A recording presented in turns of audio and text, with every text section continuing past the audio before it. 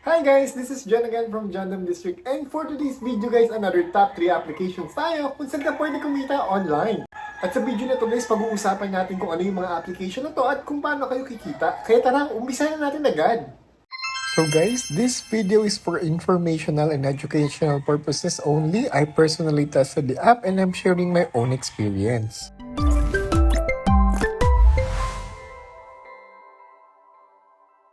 So guys, ang first application nga pala natin ay walang iba kundi ang Userlytics na mayroong 4.7 star and 29 ratings. Ang age ng application guys is 17 years old, kaya legit na legit to guys. You can do your own research and you will see na legit ang application na to. So paano tayo mag-earn guys? Ang first thing na kailangan yung gawin is mag-download ng application at mag-sign up. And then after that guys, you can now start earning by completing simple task. So sa task guys, pwede kayong magbigay lang ng feedback about the application or the website na ginagamit ninyo. At ang next application natin guys ay walang iba kundi ang Goodwall, Learn and Earn. So guys, meron tong 41 ratings, 4.6 stars at ang age ng application are 4 years old. So guys, paano tayo earn dito kay Goodwall application? Simple lang guys, you just need to share your achievements and start earning. So guys, kailangan nyo mag-join dito sa mga challenges and also, kailangan nyo i-take yung mga learning activities para mag-earn kayo dito. By the way guys, big companies ang mga nag-sponsor ng mga challenges or activities dito. Kaya siguradong mag-earn kayo dito by completing their activities or challenges.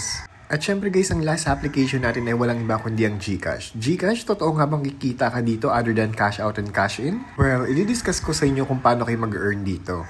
So by the way guys, dito sa GCash ang pinakamalaking earning, depende ito guys sa mare-refer ninyo. So guys, ang re-refer nyo dito is for job.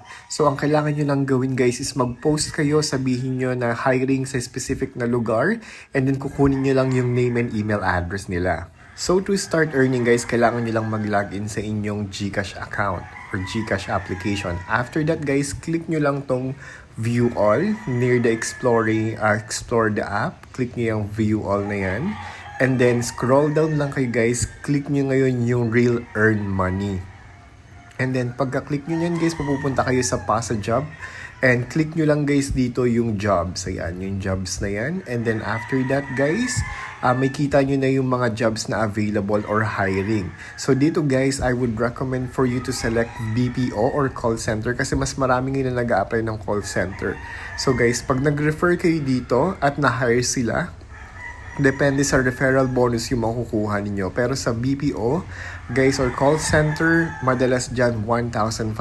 Once na na-hire sila, then makakakuha ka within 30 days ng bonus. So as what you can see again guys, so earn 1,500 for TP Cebu IT Park. So by the way guys, so for example, may nag-comment na sa inyo at nagbigay na sila ng full name at email address nila. Guys, click nyo lang yung refer and then you just need to enter the full name and then yung email address. And as what you can see guys, andyan yung payout details sa baba. You can just check it. So according to the schedule set by the employer, so it will take guys 30 days upon candidates hire. So if a referral details, ayan, there's more, you can just check it on the website or on the application. And that's it guys for today's video. Sana nakatulong to sa inyo. Now, if you have any questions, suggestions, please comment down below. And don't forget to hit the like and subscribe button para maging updated ka sa aking mga latest videos. So, see you!